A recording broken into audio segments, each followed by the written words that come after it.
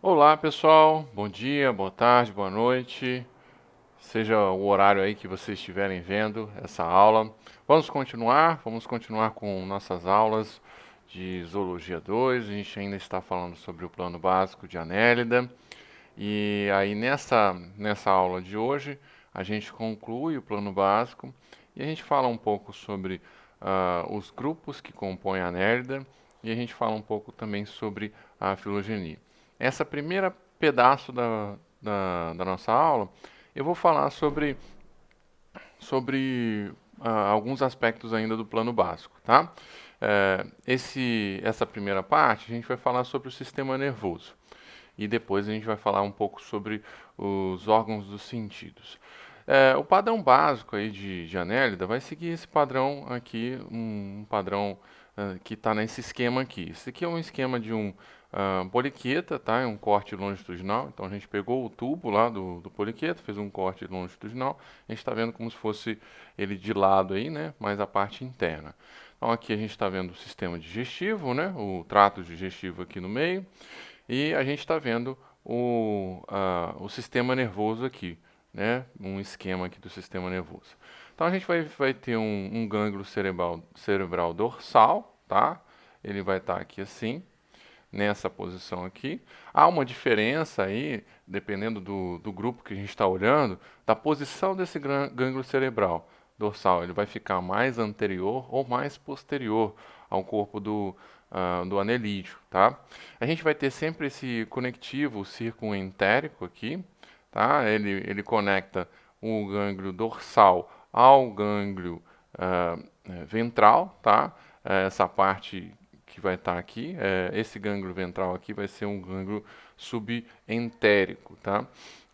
Então ele vai tá mais ou menos dessa forma, tá? Esses, ah, esse gânglio entérico, ele vai se conectar aí a, um ou mais, um ou dois cordões nervosos ventrais.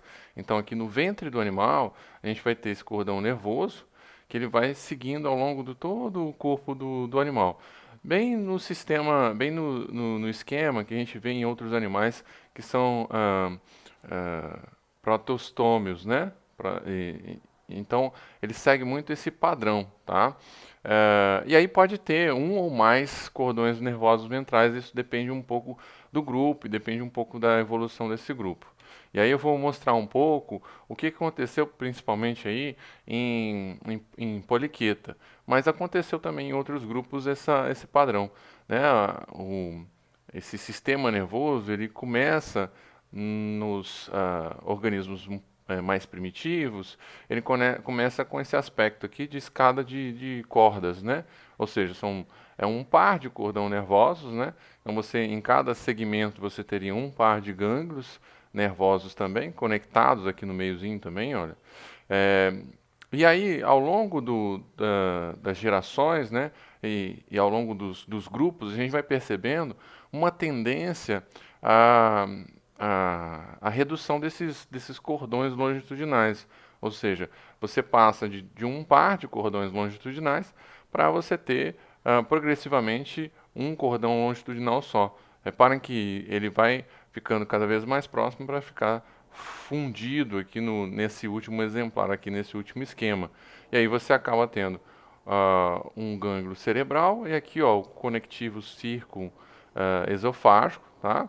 E a gente vai ter o gânglio, uh, o gânglio subentérico aqui, tá? Então aí a gente passa a ter um surgimento de um gânglio por segmento, tá? Então cada segmento vai ter um gânglio nervoso, tá?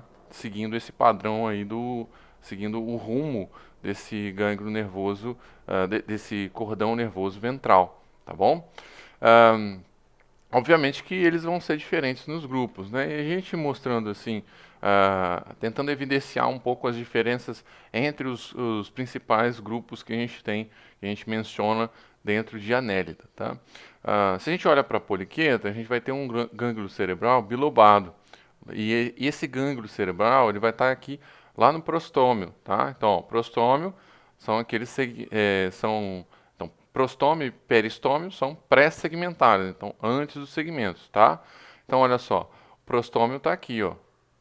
Se a gente lembrar aqui, lembra? O prostômio está aqui, ele está conectado aqui com esses apêndices sensoriais, tem tentáculos, tem antenas aqui do peristômio, então ele vai estar bem aqui. Tá vendo que ele tem dois lobinhos, tá de lado aqui, a gente está vendo de lado, mas dá para ver que tem dois lobos, né? Agora, se a gente olha para aqui para a oligoquieta, a gente vai ter um gânglio cerebral único, né? E ele mais posterior, olha. Você tem um gânglio cerebral que está aqui, onde eu estou apontando, tá? Aqui é o esquema de oligoquieta. E ele é único. E olha só, o prostômio ele está aqui na frente. Mas como você tem uma redução do prostômio em oligoquieta e também em urudinóide, né, que são dois clitelata, a gente tem uma posição aí desse gânglio cerebral mais posterior ao corpo. Aí em oligoquieta a gente vai ter, essa posição vai ficar aí até o terceiro segmento do corpo. Então, prostômio, peristômio, aí a gente começa a contar. 1, 2, 3. Né? Terceiro segmento do corpo.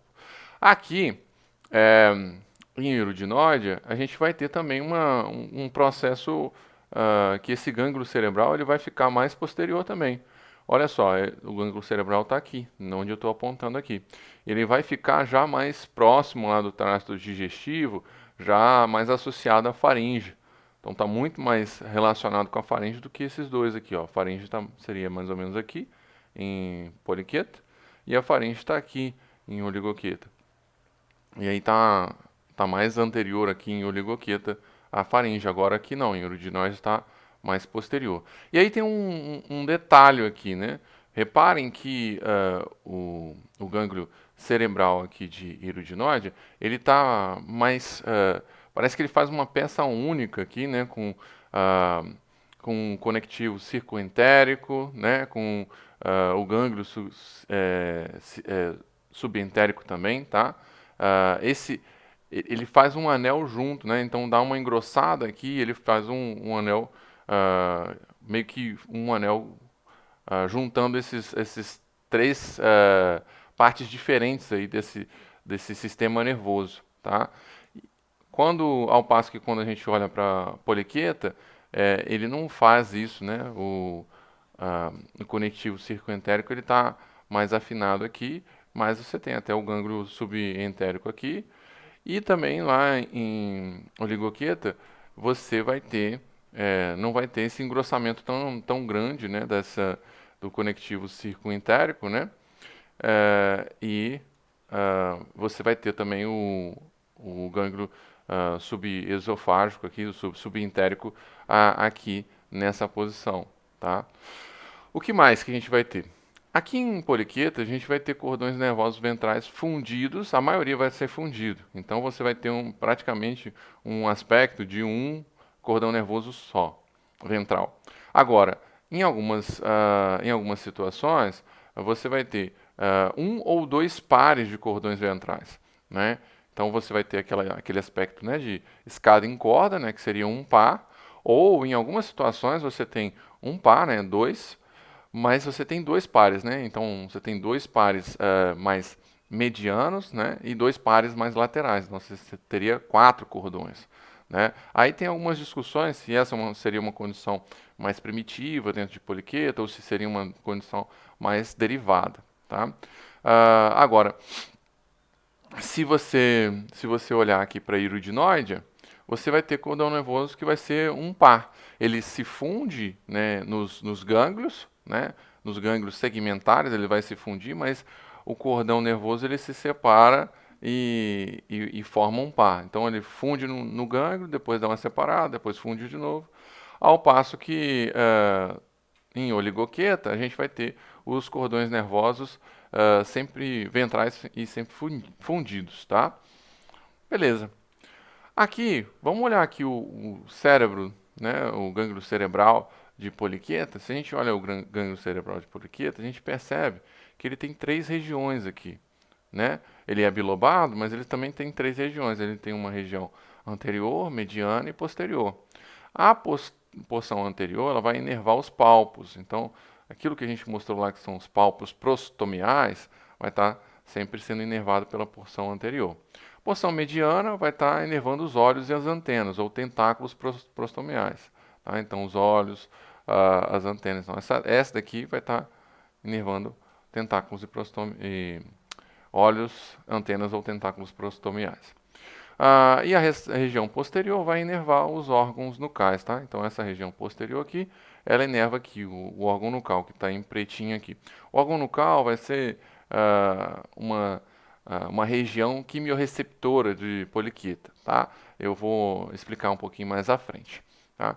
E aí quando a gente passa para a oligoqueta, por exemplo, a gente vai perceber que o gânglio cerebral vai inervar essas regiões anteriores sensoriais. Olha só, o gânglio cerebral, a partir dele partem nervos, né, que vêm anteriormente inervar essas partes anteriores aqui desse animal. É uma forma desse animal ter percepção do meio, né, anterior, né, do meio em que ele está inserido.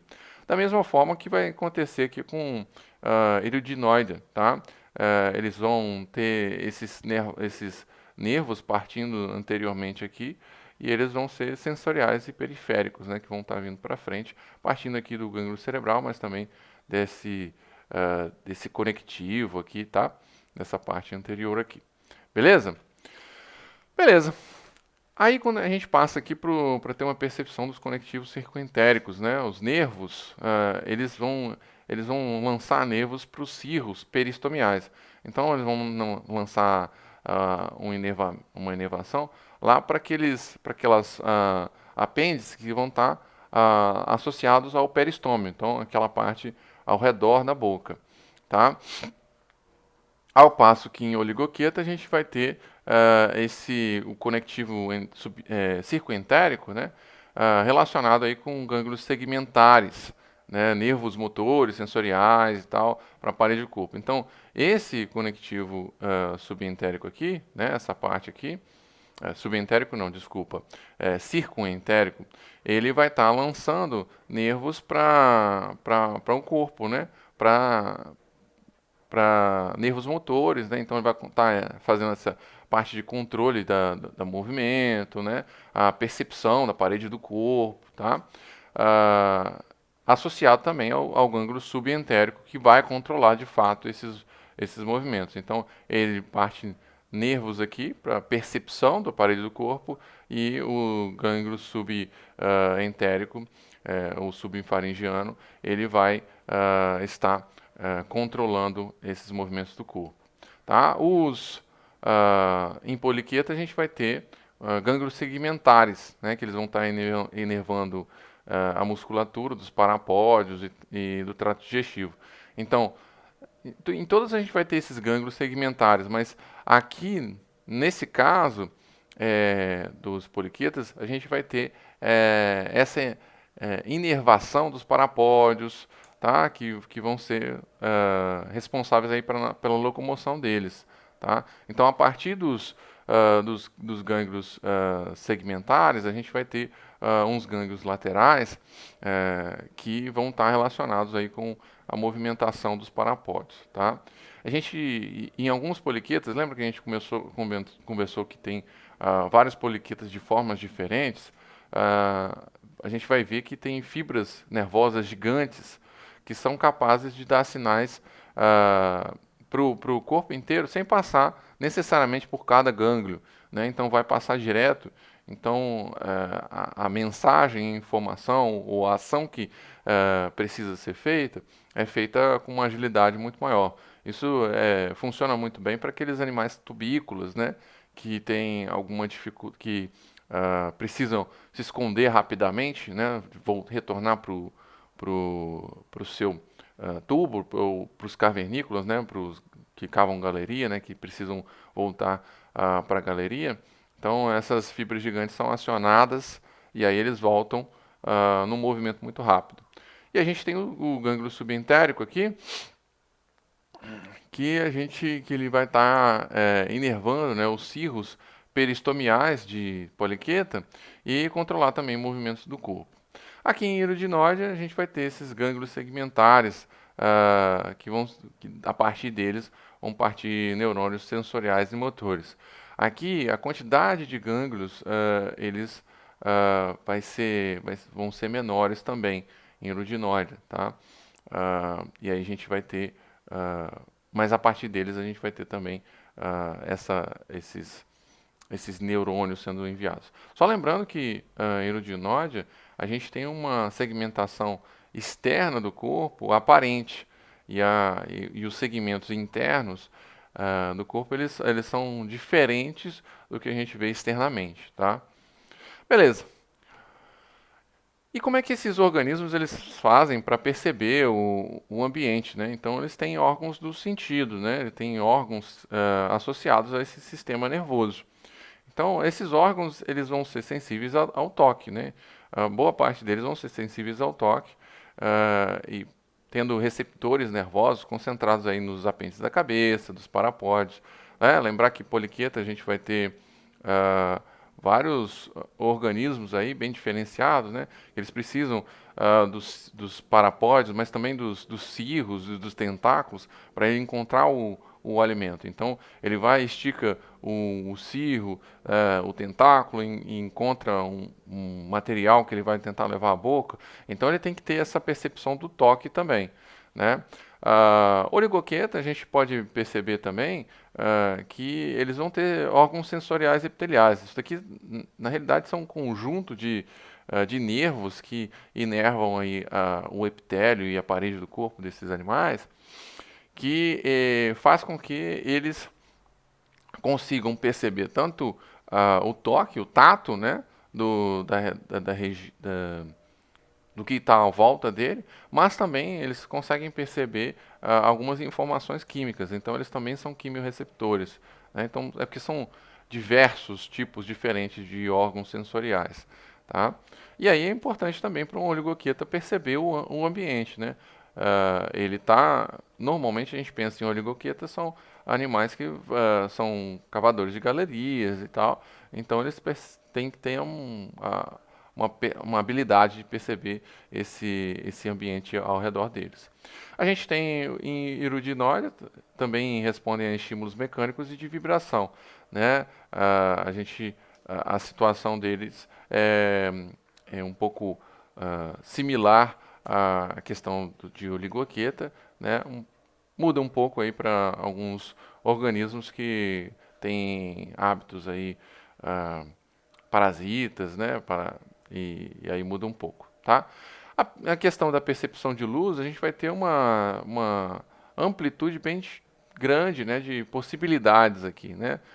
Pensando, por exemplo, em poliqueta, a gente vai ter várias alternativas de fotorreceptores, né? Então, a gente vai ter algumas situações que são bem simples, né? Que você tem uma depressão aqui na cutícula, na parede do corpo desses animais, e aí você tem algumas células especializadas aqui, fotorreceptoras, e você cobre aqui com uma espécie de uma cutícula.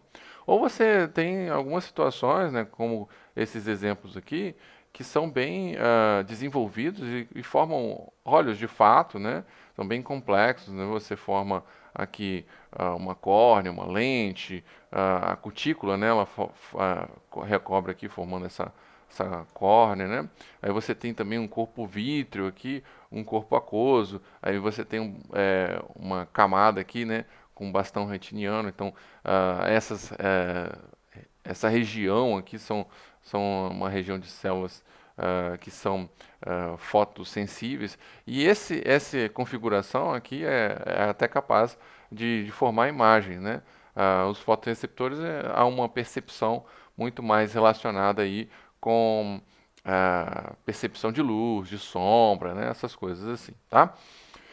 Oligoqueta, a gente vai ter uma situação também com cápsulas segmentadas, né, cápsulas ocelares ou fotorreceptores na superfície corporal, né? Então, em toda a superfície corporal pode ser que tenham alguns fotorreceptores. Isso é importante para a oligoqueta porque eles são fototáteis negativos, né? Boa parte e aí, pensando nos oligoqueta terrestre, eles têm um problema de regulação hídrica, né, de osmose, de osmorregulação, que é melhor, de osmorregulação, muito drástico, né? Porque eles enfrentam, eles têm uma parede do corpo mais fina e bem úmida, porque eles precisam fazer as trocas gasosas pela parede do corpo, mas eles estão no ambiente terrestre, então eles estão sempre perdendo, com chances de perder água. Então, ser fototátil negativo quer dizer que ele vai evitar a luz do sol, porque ele vai evitar locais mais quentes, né? Então, e vai procurar locais um pouco menos quentes e mais úmidos. Iridinoides eles vão ser também fototáteis negativos, exceto aqueles iridinoides hematófagos que estão em busca de se alimentar, eles vão procurar uma região mais iluminada para ver se eles conseguem encontrar algum hospedeiro, um possível hospedeiro, tá? E finalizando, a gente tem os quimiorreceptores, né? Que em oligoquetas seriam os órgãos nucais, né? Aqui é um exemplo de órgão nucal, na realidade são dois, tá? Aqui seria uma fenda, né? E aqui a gente tem uma bolsa, né? Ou uma região mais sensível a quimiorreceptores, né? A substâncias químicas que vão estar dentro do ambiente. E aqui um outro exemplo de um órgão nucal, mas esse daqui já é um órgão nucal que é mais reversível, né? Então tem formas bem diferentes, bem distintas de órgãos nucais dentro de poliqueta. Então eles percebem o ambiente também com os órgãos nucais. Oligoqueta, como eu mencionei, a gente tem os órgãos sensoriais, né, que a gente falou lá, que também funcionam como quimiorreceptores. E os iridinoides, eles são atraídos pelas secreções de seus hospedeiros potenciais, então eles também têm alguma percepção, alguma possibilidade de percepção do ambiente de quimiorreceptores, tá bom?